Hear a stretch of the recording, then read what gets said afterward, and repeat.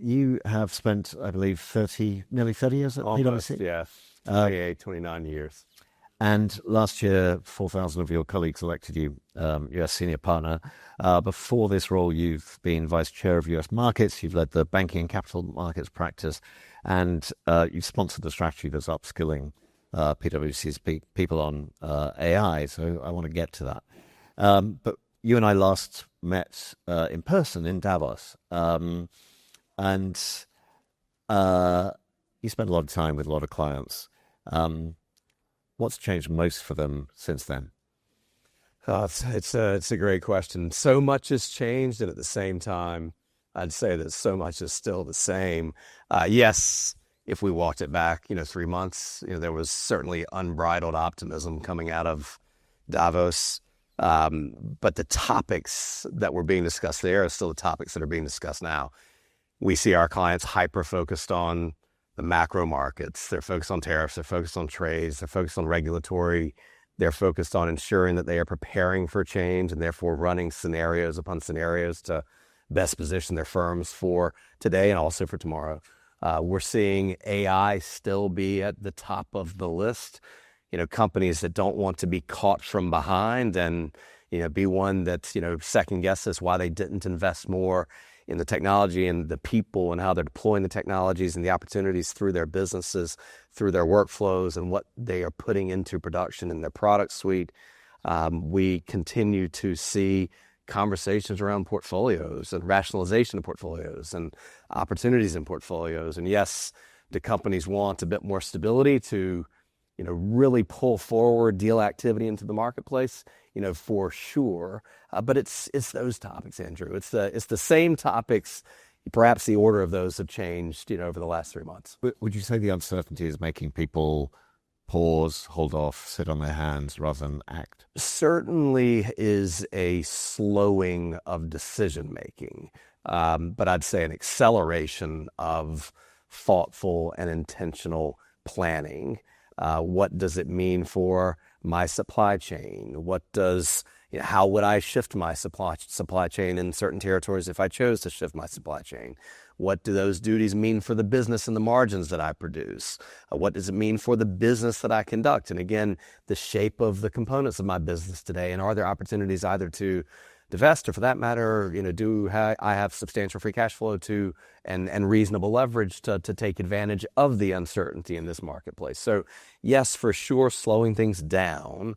But as it relates to core fundamentals of where people feel that they need to spend money on their workforce, on emerging technologies and AI, we continue to see quite a bit of that. What do they need you most for right now? What are they coming to PwC specifically for? Help to see patterns and inflection points and what's around the corner. Look, the benefit that a professional services firm has, if you think about the volume of clients that we serve, is you get to sit in a lot of rooms and listen to a lot of people across industries and understand and make connections to what is similar, what is certain, what is thematic, what enables decision-making for one's business. So our clients first want help understanding and running those scenarios. They want help building the infrastructure and the capabilities and the governance routines around AI. They want our help thinking about their workforce, not just workforce contraction, but rather how to manage and best manage the workforce balance sheet. Where are they spending money on their people?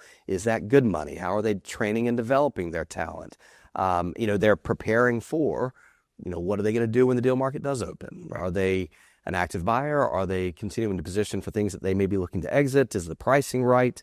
They're talking to us about sustainability and continuing to think about sustainability less as responding to costs and regulatory requirements, but more as a creator of value or an opportunity of value. So it's those topics.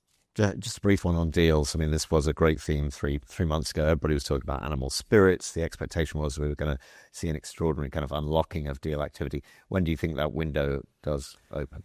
Listen, I'm an optimist, so you have to certainly appreciate that. And if you looked at our deals backlog and certainly, even the conversations that we're in today with so many clients, the backlog is still healthy. Do I think it's pushed out to quarter or two? I do.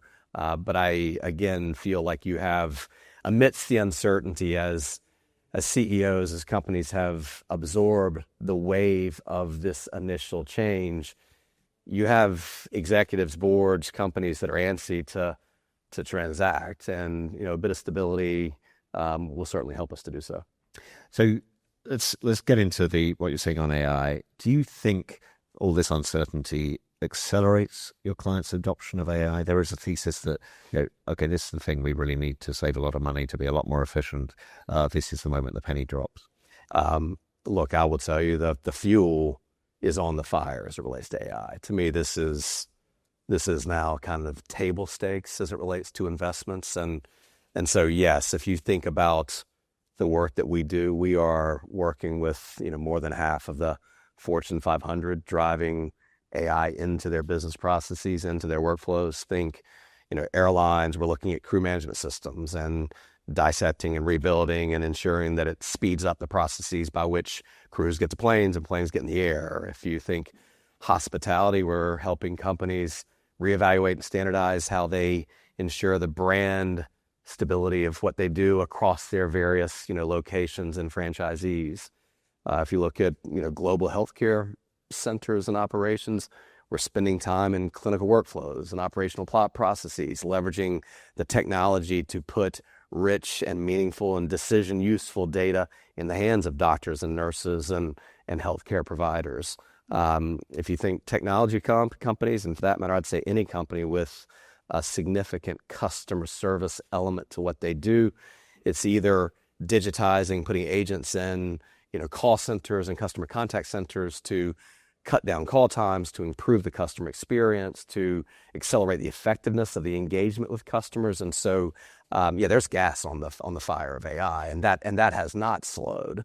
And I'd say that in my mind, or I should say from my judgment, that is what I said earlier. It's no one wants to get caught from behind. Right. No one wants to see, the competitor, lead the way, or the challenger show up in a business that has historically been so dependent upon scale, where now, speed matters, innovation matters, scale matters a little bit less. What are your clients telling you about the kind of returns they're seeing on their early investments in AI, and whether that makes them willing to really double down on spending? It's the $1 million question. And I hope there's more than that. There's a lot more than $1 million in terms of the savings.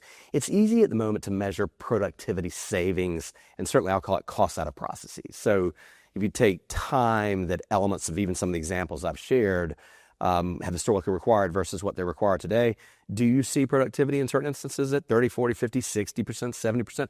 You do. What companies are continuing to struggle with is, how do I measure, as I drop AI and technologies into my product suite, how am I measuring the revenue returns?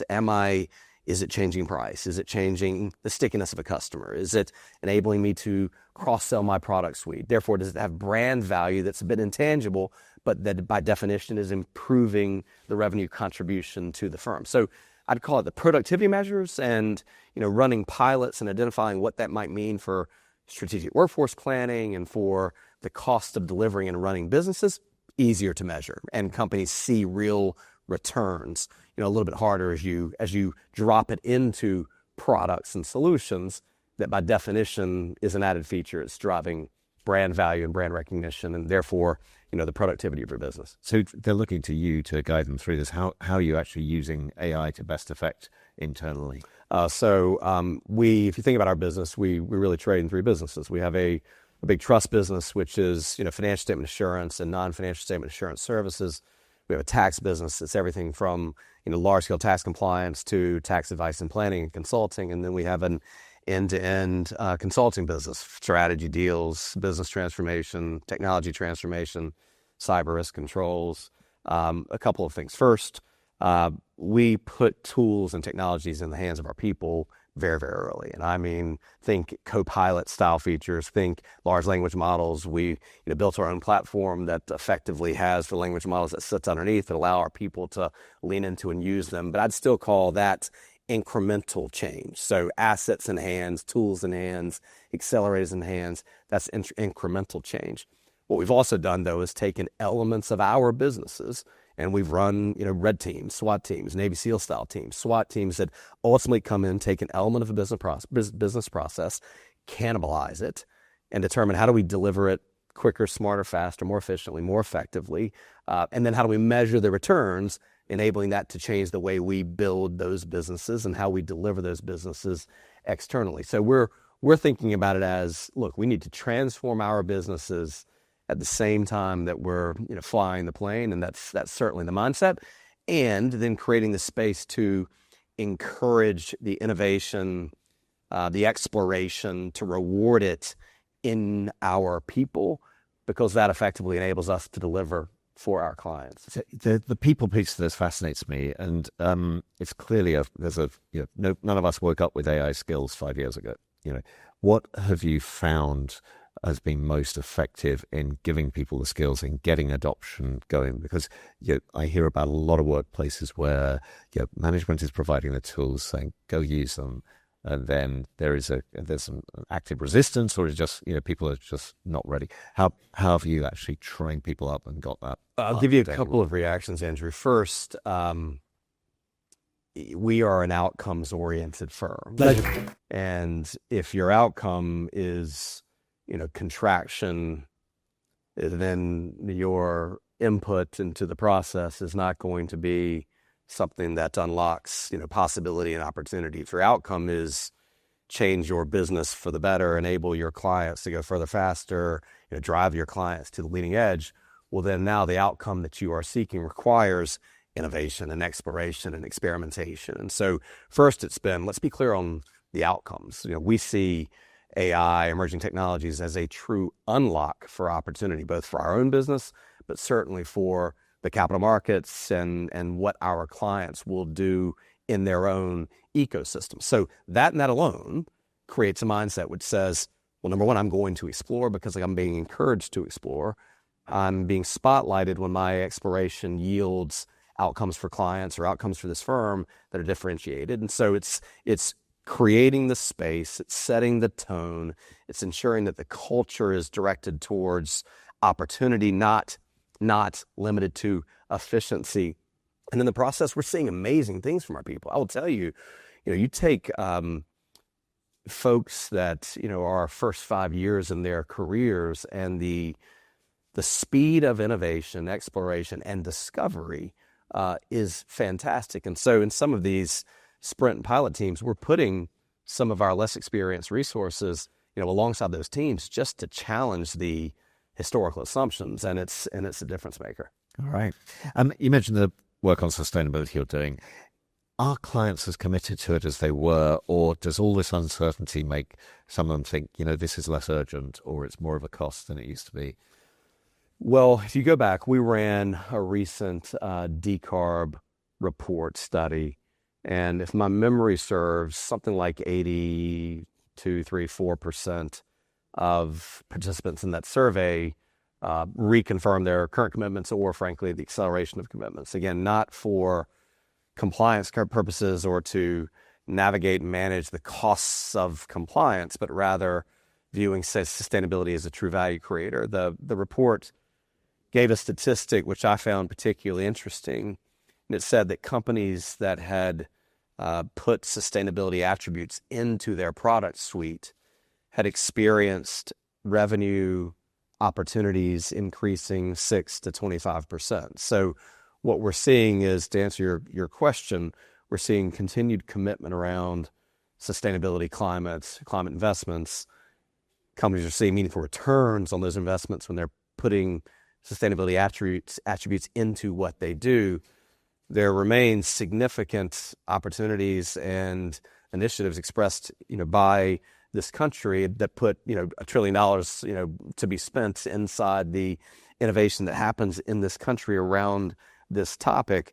And it certainly is, a topic that continues to attract capital investment. And so we have, a one firm sustainability business that, crosses all three of those, core businesses that I described. And that business is very, very, very busy and growing at meaningful rates over the last few years. All right. We're all signing up for the SWAT teams now. Paul, thank you very much. Thank you, guys. Thank you.